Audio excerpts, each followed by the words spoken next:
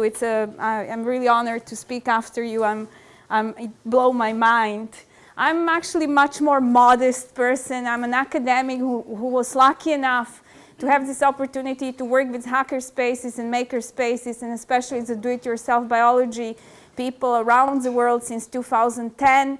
And in that process, I was somehow co-opted, but I still preserve some of my old identities, or I have a day job. So yes, I write academic papers on this movement of citizen science, open science, and especially the relation between how activities of these, let's say, hacker spaces in the West go hand in hand with some activities I've seen in places like Indonesia or in Southeast Asia where I'm based. But I also have some particular interests as a philosopher in this field, because I don't come from sciences nor from electronic engineering, but I'm starting to tinker. And I call myself a philosopher and designer because I'm playing also with these tools. And I think I'm a good test subject, because if I'm able to do it with all my limits, then I believe anyone in the world can do it. Basically, this is the type of things I'm passionate about. I built these electronic circuits, basically, which reproduce old type of printed circuits. So the original actually printed, etched, let's say etched print was by Albrecht Dürer, and I recently made a circuit out of it on a piece like on a printed circuit board. And it was a very simple so-called lichometer. It's one of these basic lab equipment if you do any research with mice or animals, whether they licked something and did something and so on. The reason was a bit of like media archaeology of etching techniques, which are coming back. So, you know, we all talk about new media and digital media, but actually etching plays a huge role, not only in PCBs, but also in nanotechnologies and so on. So this is a bit of my philosophical interest in these technologies. This is the latest project I'm working on. I'm actually connecting a joule thief circuit, which squeezes, it's a bit like a capacitor, it squeezes from that battery all possible power and powers a little LED. And I'm making fun that it's a bit like the Greek crisis or the European debt crisis. But today I'll talk mainly about my activities with an organization called Kera. It's an international organization mainly based in Switzerland, but working a lot in Indonesia and across the world actually. And it's an organization where we have designers, artists, scientists, philosophers like me working together on something called open biology. And the message I want to share with you is that it's not something that is coming from the West, basically. And this organization and the work done there proves it. So that's why I'm using the concept of subaltern laboratories to show how they're important in our pursuit of open science. By subaltern laboratories, I don't mean only these guys, like all these funny illegal activities around drugs. This is from Breaking Bad, of course. But I mean some people like this. This is a laboratory called XX Lab. It's part of the House of Natural Fiber in Yogyakarta. And it's a girls-only collective which meets to work with food science and all interesting stuff in Yogyakarta in their fab lab. And in this year, this amazing young woman won actually a prize at Ars Electronica Festival, which is this major thing in science art collaborations. And they won a prize for this piece of artificial leather, which I will let you touch and play with. And it is a type of textile, basically, or a leather made out of bacteria. Oops. Wow, someone could have won a prize. So I'll just pass it around so you have some feeling of the material. And it's basically this little bacteria, Acetobacter xylinum, it was the old name, now it's called something else, glucol, whatever, which is used to make a dessert very popular in the Philippines, nata de coco. It's a gelatinous, you see maybe the picture, thing. But actually, the same bacteria can be used for waste products of tofu and tempeh or any like of these waters that you need to produce such food. And you can make cellulose, actually. So it's some type of a textile cellulose producing bacteria which is able to make this artificial skin. So with this, they created a whole fashion collection around it. So this is what I mean by subaltern laboratories. Basically, people doing research, people doing science education, science communication, working with local communities, connecting science and local communities in places where we usually don't think as scientific headquarters. But I would claim, and for me personally, Jakarta was a place where I was able to see a different type of science. Because I'm personally not happy with how science is done in the West, which is so infested with this industry interest, with this horrible journal policy and so on. So for me, Jakarta was a place to see where universities, local communities, these NGOs are working together and creating such exciting projects. And through working with Bacteria, we organized in the last year, in 2014, such subaltern lab in another organization. This is how it looks like. It's something between a kitchen, research lab, party place, gallery, workshop. There are food, chemicals, electronics, samples. You see some really weird projects going on there, DIY pharmacology. There was something with dildos made in the shape of bacteria, and experimental mushroom lab, and plant tissue culture. And this is where I just took pictures of some of the tables so you get a sense what was going on. Some people were hacking a coconut, you can see. Some people were working with some microbiology. Of course, there were some 3D printers, even if I personally don't like 3D printers. I really think laser cutters are the only important thing. And this is what such typical lab, what are the people coming to these events? There were participants from 12 countries, and geopolitically it didn't make any sense, the composition of people that came to this meeting. As you can see, Indonesia, Taiwan, ex-Yugoslavia, Nepal, it's almost this movement for non-aligned nations meeting again. And it was also interesting in terms of support, where the money came. It came from Seed Studio, which is this company in Shenzhen. And lately I'm looking a lot in Shenzhen as another strange, like, geopolitical science diplomacy side where the impossible happens, where, you know, you're taught to think in a certain way, but you go on the ground and you see something else. So this Chinese company for open hardware, Seed Studio, Swiss grants for cultural cooperation and art. So because some of the projects had that, aspect. And some other hacker spaces, I call them alternative R&D centers, because not all of them are so-called fab labs, not all of them are inspired by some US institutions. They have actually an older tradition. So actually even the House of Natural Fiber, as my main site in Indonesia, is an organization which exists since '99. And it's not, you know, now it's a fab lab or it's transformed part of its activities. But there are these new media art centers. Hack labs were original, like, European type of institutions.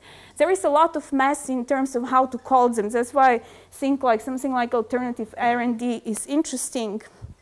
There is another one, a new subaltern lab that is starting in South Sulawesi and also partially in Georgia by these guys from Xenobiota. I absolutely love them. They're trying to do speculative biology and study extremophiles. So for now, they're tinkering with these electricity-producing bacteria and making these batteries from soil bacteria and so on. Why should we call them subaltern? Maybe some of you are familiar with this postcolonial studies, and there is this term subaltern as an attempt to fight so-called epistemic violence, where all the postcolonial studies are usually, you know, some Westerners like me coming and saying, speaking in the voice of some people from the global South. So you are committing this epistemic violence even if you try not to in that case. So the question is how to give the voice and agency to the so-called other, developing countries, third world countries, global South, and so on. And I strongly believe, I think I am committing epistemic violence right now because there are not people from Indonesia here. and it's by chance that I'm here, but there is something larger in terms of that. I think that epistemic violence is like even worse in the case of science and technology, basically. That current R&D is all, when we think about it, we always think, oh, it's something we need to transfer and apply to the global south. We need the public, it's also committed in the West, that's my message. The public needs to adopt these technologies, this thinking. We have to create this so-called diffusion of science into the society. Or it's something that is heavily dependent on material donation and donors, corporate responsibility programs, where researchers from the West interpret local needs and come up with these miraculous solutions and so on. So the alternative I see is the whole movement of open science, citizen science, open data, open hardware, and so on. So I'm seeing these pockets, let's say, or islands. So the reason I started my thing in Indonesia as a research, because I saw science that is practiced at the university, but they get finances, for example, from village communities around them to do microbiology research and find some bacteria which will help their soils be restored for some production. So there is a lot of science going on in the global south that just people don't know about it. And as a model, it's actually more useful to transfer it back to the West rather than the opposite. What is often missing is this infrastructure, and that is my emphasis on open hardware.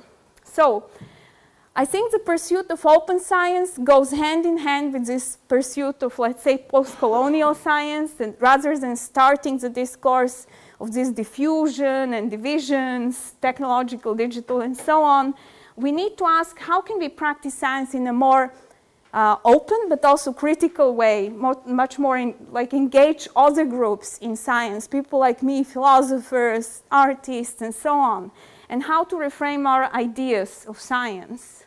So basically, the quest for democratic and just science are, in my opinion, always mean better science. These are a few slides I dare to take from a person I admire a lot. It's called Edmunds. He's an editor of Giga Science Journal, which strangely is published by the Beijing Genomics Institute.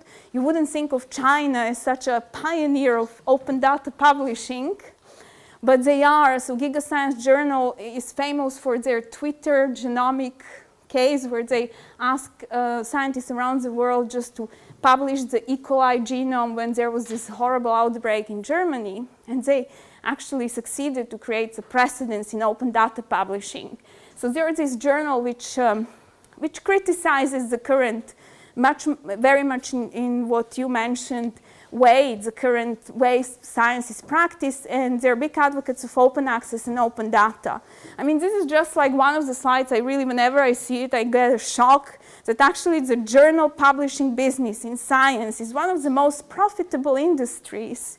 So they make profit up to 40% on scholarly publishing of the work of you, scientists and people, and they give very little back.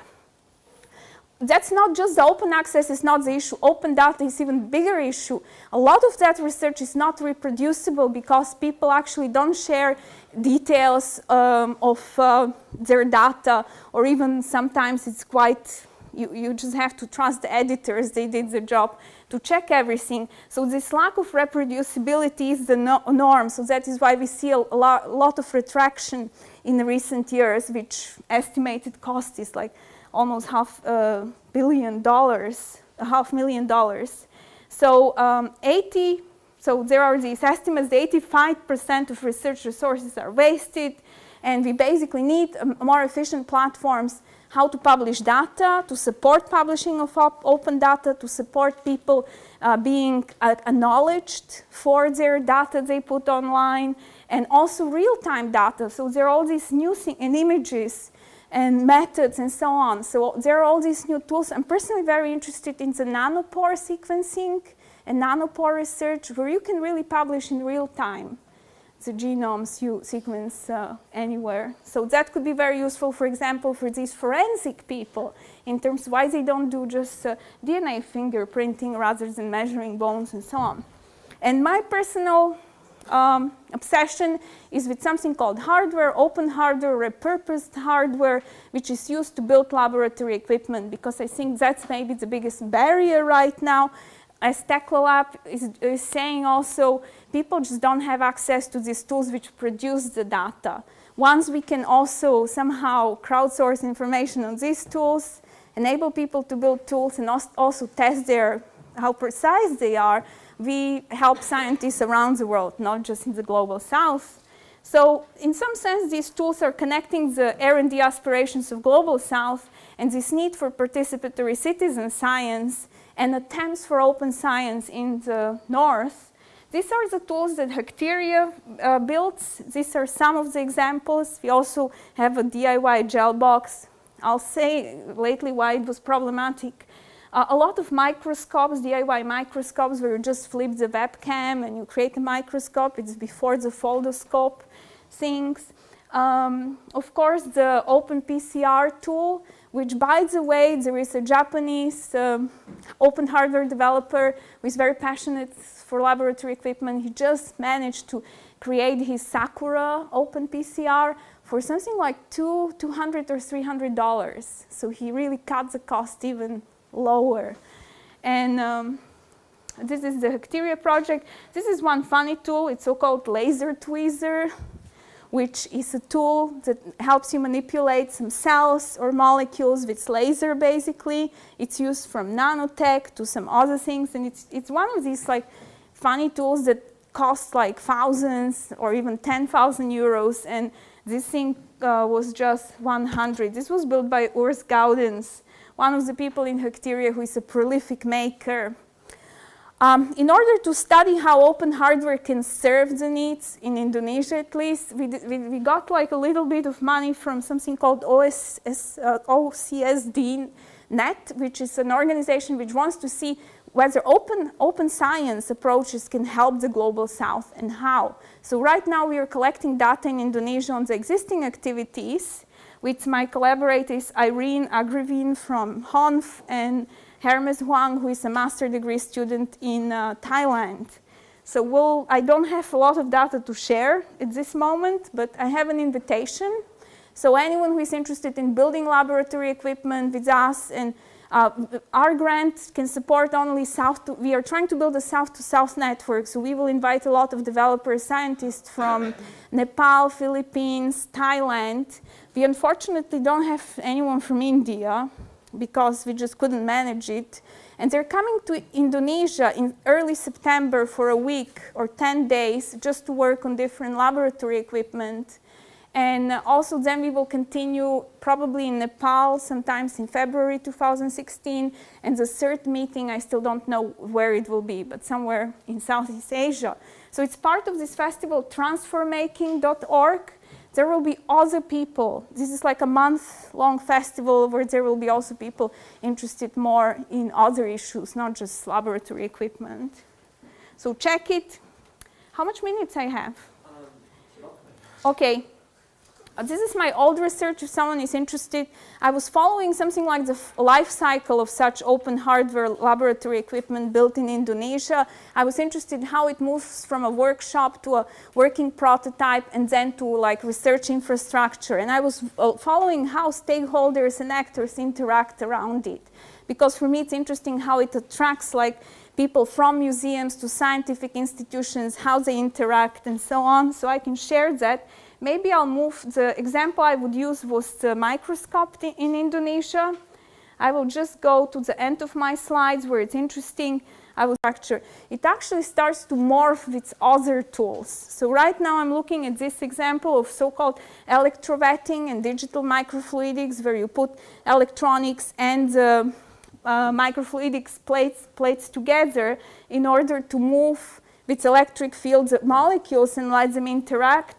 And actually, there is a bioentrepreneurship aspect, and that is where it becomes tricky when you work with open hardware, because you become vulnerable to all kinds of people that own the patents, even if you're not using it. So it's very strange how this is the bioentrepreneurship stage of such open hardware equipment, where they're trying to use the microfluidic chip to test phages on antibiotic-resistant bacteria to basically find some cure against these antibiotic-resistant bacteria. And we had this little attempt to fight antibiotic crisis with an idea to do like a soil bacteria bioprospecting, but also there are like attempts to do this. And in general, I'm actually interested in how it can be moved to more professional thing, because Seed Studio in China would like to support biohackers in building laboratory equipment, and there it gets a bit tricky, but we have to test that area. And also how patents can interact with open hardware. Open hardware is never completely open, to be honest.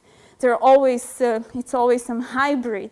And there are a lot of possibilities to build pesticide sensors around patented microfluidic chips with some open hardware equipment. Or there was an attempt to create like a new nanopore sequencer where the nanopore chip would be patented, but everything around it would be open source. That's it. Thank you.